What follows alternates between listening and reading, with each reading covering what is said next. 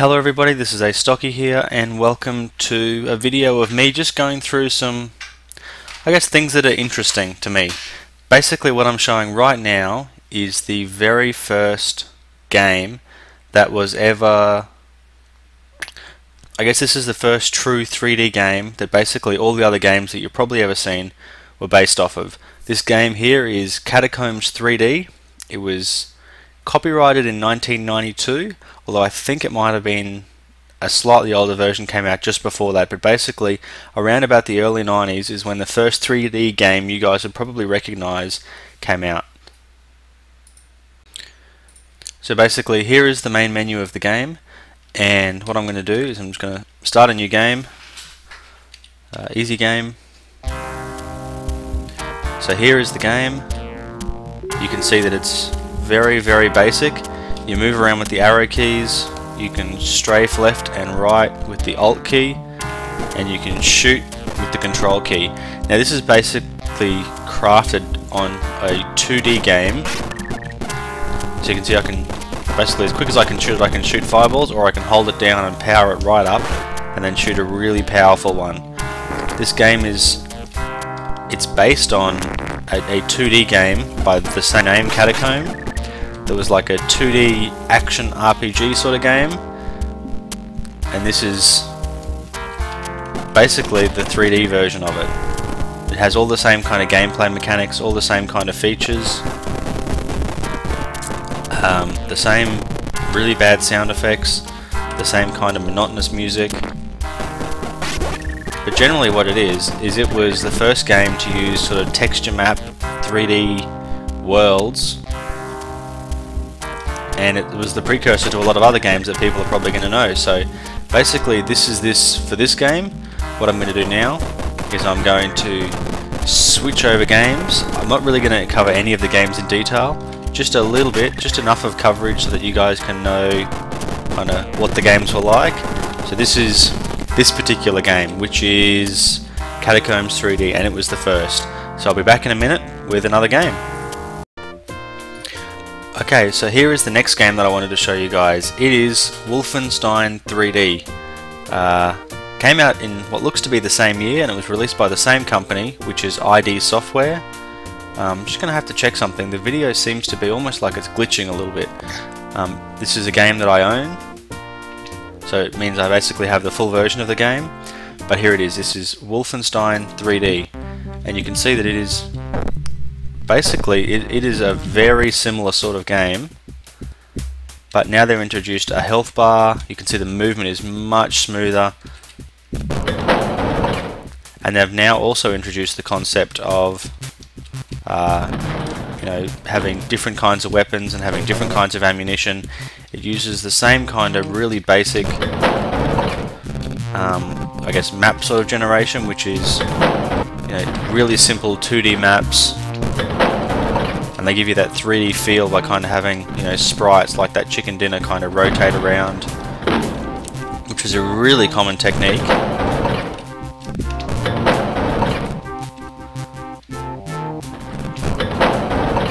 Oop. There's the first guy, look at that, shot him in the back. So yeah, this one also introduced the idea of pressing, spacebar to interact with items, objects and things like doors. Also introduced a lot more sort of blood and gore. But generally this was a really good game. You can eat dog food, or at least you could if you were hurt. So yeah, this was a huge leaps and bounds above the original. This game also added 256 color graphics instead of the basic 16 color EGA that it previously had.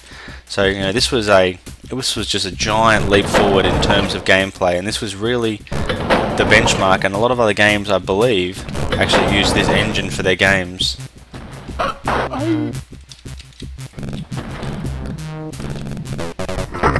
Secret. So yeah, there's lots of games that actually use this as the basis for their game. This particular engine, this sort of 2D sort of move around, have lots of controls. There's games like Blakestone and a whole lot of other ones that made use of this quite sophisticated for the time engine that really allowed the PC to do a whole lot of things that you just didn't see on any other systems at the time. And you know, it was, I mean, good games were really the realms of consoles when it came to action and things like that. So this kind of really brought PCs to the forefront and showed what you could do with not a very powerful video card, but with some really powerful sort of CPU hardware to do lots of, you know, scaling and moving things around. So that's Wolfenstein 3D, and that is a, you know, it's a brilliant, it is a fantastic game.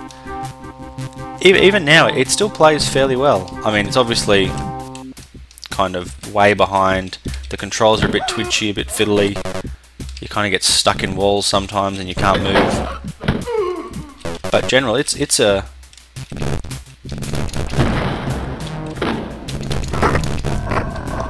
I knew there's a secret there somewhere. Yes, I mean, it is... Ah, there it is. Yeah, it is a really good game that hasn't aged all that well, but yeah, it is still much better than Catacombs 3D, which is, for a game that came out in about the same year, is just absolutely rubbish. So now I'm going to switch to the next game, which also happened to be made by ID Software as well, and I think it's a game that a lot more people are going to know, and it just plays way better. So, back in a moment. Okay, so this is a game that if you don't know, that sounds really loud.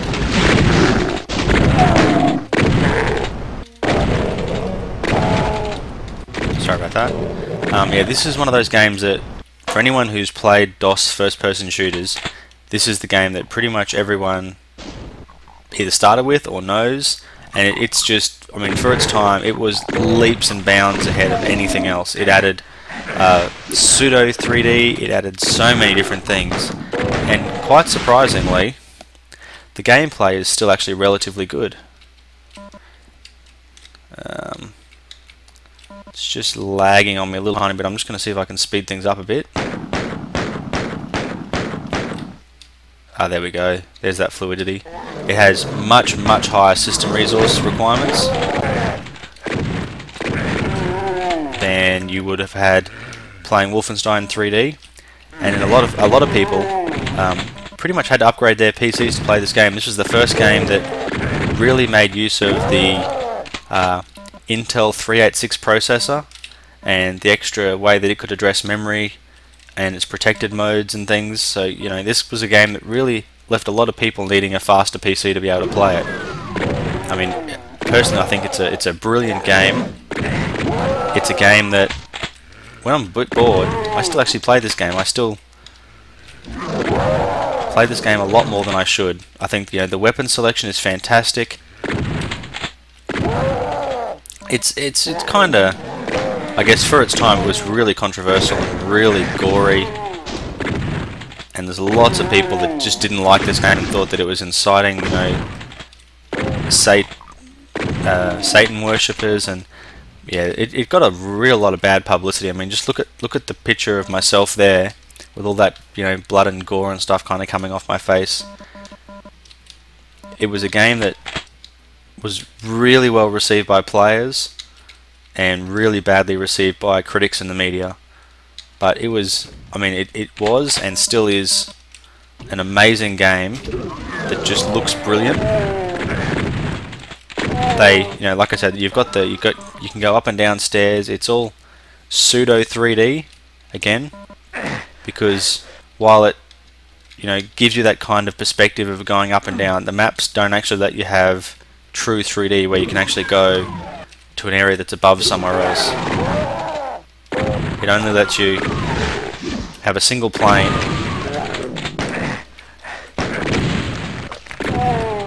but that single plane that it lets you have, you know, can be at different levels. So it looks like, and you have lifts and things that really make you feel like you're going up and down and to all kinds of different places. But it's all computer trickery to make something that's not truly 3D look 3D.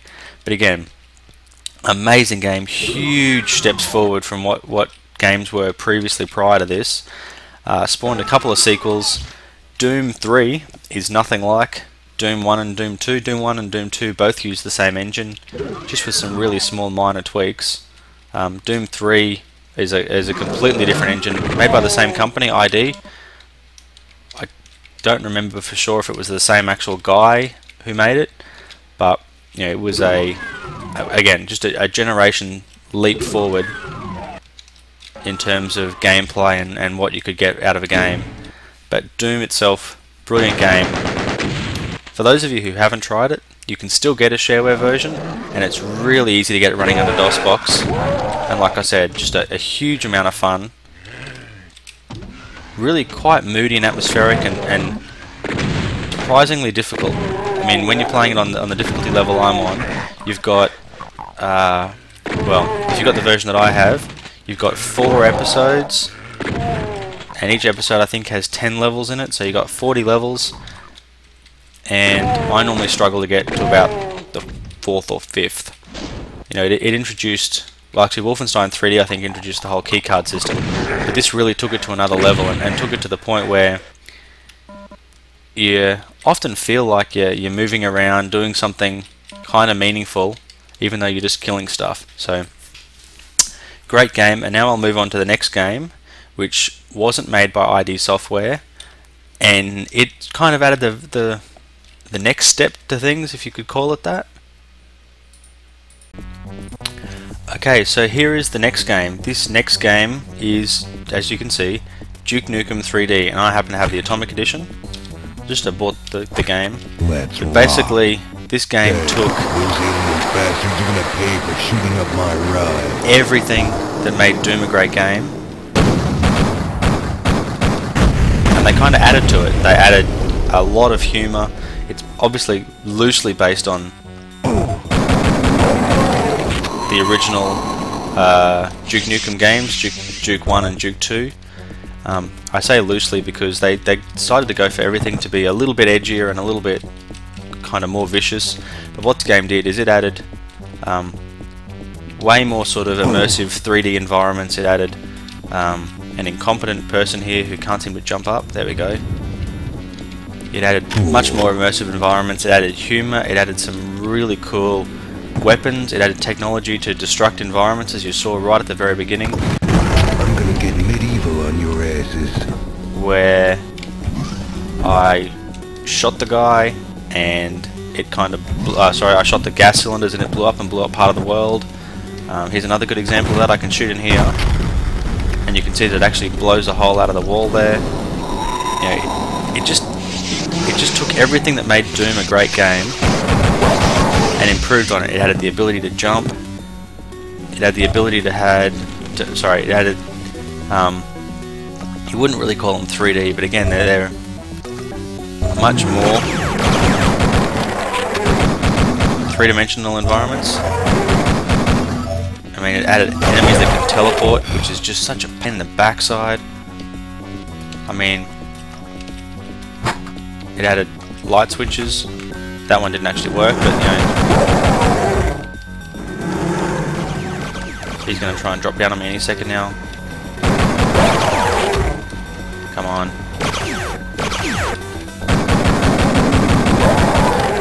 It added the whole, you know, the reloading the clip thing. It added the trash talking. It added, you know, it took the same kind of weapons, but it just made everything just way more fun. Again, things that can explode and blow stuff up. It just took, like I said, everything that made Doom a great game and just went just a tad further with it all.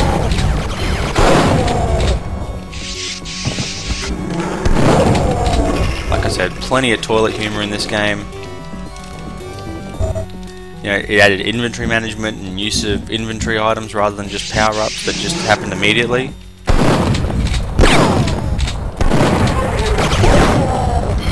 Oh! Bad choice to use that gun. I have no idea. Oh, there we go. Added the ability to kick as a melee attack, as opposed to your standard kind of, you know, shooting-based attack, or other games at the same time that had melee attacks that they were kind of like as a desperation thing. But this actually brought the melee attacks in as being something that were cool and fun, and you know, sometimes you just wanted to kick someone, and you know, maybe you were reloading your weapon, and you obviously can't shoot while you're reloading your weapon. So you know, it again, brilliant game. And for those of you who have played, like I said, Doom 3, you know, you now have seen Doom, where Doom came from. For those of you who played the latest Duke Nukem, I think it's called Duke Nukem Forever game, you know, this is what it was based on. It was based on this, you know, really good 3D first-person shooter game. Oop, I just killed myself. And so, for those of you who've played the more modern Quake games, I'm now going to show you where that all started as well. Okay, so this game here is Quake. The original Quake, made by ID Games, the spiritual successor to Doom. It is an amazing game, and this is also the very first game I ever played that required me to select where I wanted to have inverted mouse or not. And I selected inverted mouse, and all my friends selected inverted mouse because that was the cool thing to do. And I don't actually have the CD anymore, but I've always kept a copy of the game with my DOS box set up, so I don't have any of the CD music, and it had an awesome music soundtrack. So basically what you're just going to get is you're going to get the game sounds with me. And so what I just kind of was in then is a bit of a hub world that allowed you to select, you know, your difficulty level and what level you wanted to play. But the way this changed gameplay is this was the first game to be truly three-dimensional.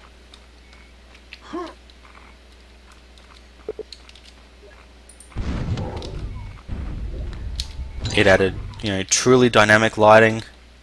It added truly three-dimensional objects and images and monsters.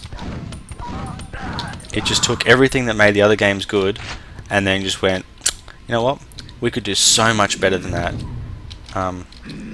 They also released a version of this game for Windows called GL Quake, which also happened to be the first really proper 3D accelerated game that took use of the OpenGL chipsets that were available, the really early ones.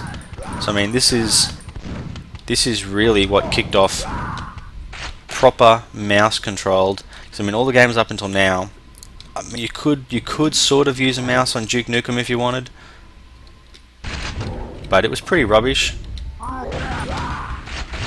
You know, you couldn't really use a mouse on Doom. I think, you know, you had the option of using it, but it wasn't designed for it. This though is full 3D, look up and down. Maps can go up and down. I actually spent a lot of time when I was younger making maps for this, and it required you to use like a full 3D model editor. And you can see that just there is the ramp that I came down on, and so it's got like a proper double-story ramp, which is something that just wasn't possible on most of the other games at the time. You know, true 3D environment. Didn't have destructible environments in the same way that Duke 3D did, but I mean, it didn't need them. It was just leagues ahead in terms of what the actual game was capable of. It had all these monsters. Grenade. I hate grenades. I mean, yeah, it was just, it opened up, you know, high resolution super VGA graphics. It just did so many things that no other games had done that, I mean, Quake was just amazing. I mean, the ID Software guys had once again, you know, just excelled. They'd gone further than everybody else, and not only that, they made a game that had a really good engine that looked really good and ran really well. Whoop. They also made a game that when you play it on the hard difficulties is incredibly hard. I mean, I'm not particularly good at it. Actually, it's been a long time since I've played it. But it's still fun. Ooh, gibbed him.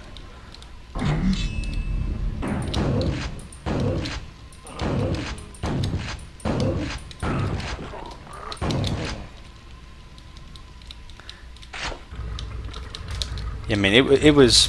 I just can't say enough good things about this game.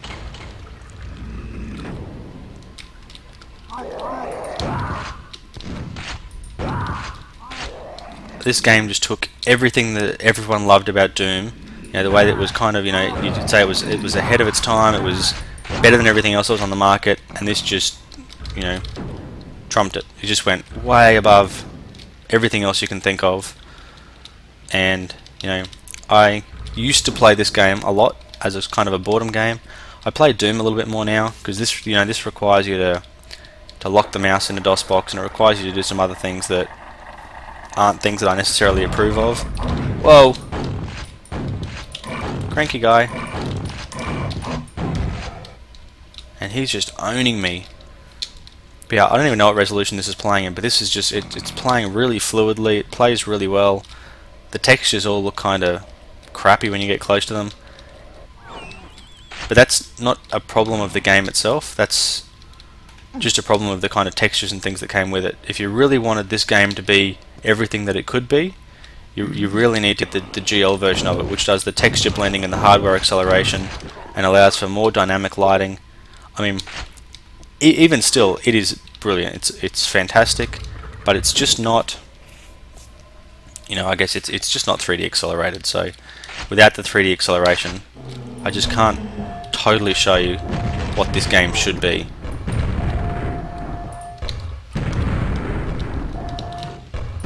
Ow. Grenade in the face. Hopefully that killed him, that's better. Ooh. Shoot the button. Sounds easy. Nails. Nails. Other stuff. Ooh. Got the rockets. Now I just need a rocket launcher. Acid spitting, flying things.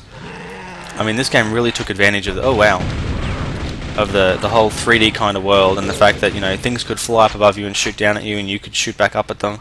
It just, I mean, it's a brilliant game. I don't know how long I've been recording playing this for. I'm just totally lost up in the game, but that was really the, I guess, what I would call the next game. There was a few other ones that came out, things like Shadow Warrior and a few other games that were themselves good games, but they just didn't compete with this. And they also generally, I think, made use of either the Doom or the Duke 3D engine. I mean, there was quite a lot of games that did that sort of thing, that reused another engine under license. And I don't totally remember what game I was going to show you next, but I've just recently purchased a whole bunch of games on Steam, so I'm thinking probably the very next one that I'm likely to play is going to be Half-Life, because I know that I played a few games kind of in between, in and out, but I just don't remember what came next. I need the gold key. Why haven't I got the gold key? Oh, found it.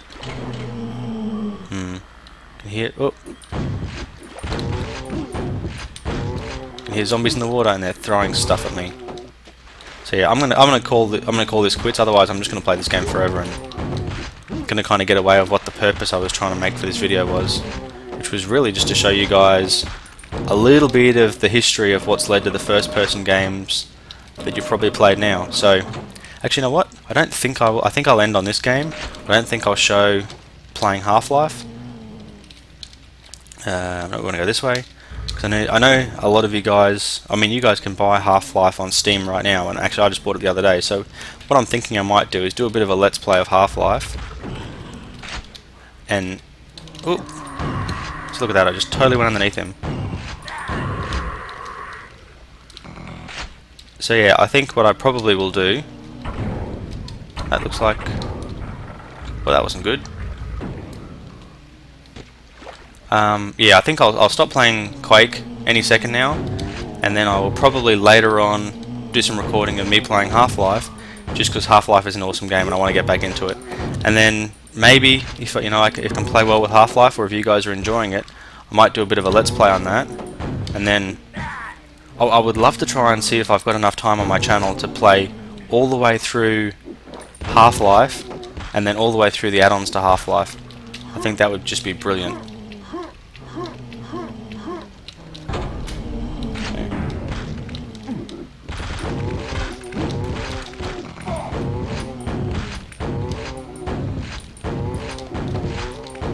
So let me know what you think about that.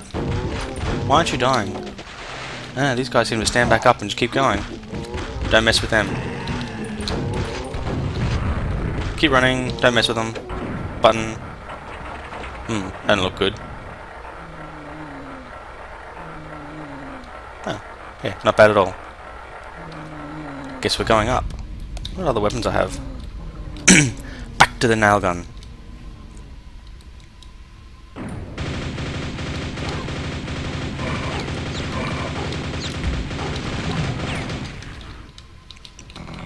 I love this game. Okay, well, thank you very much for watching this. Shouldn't have done that.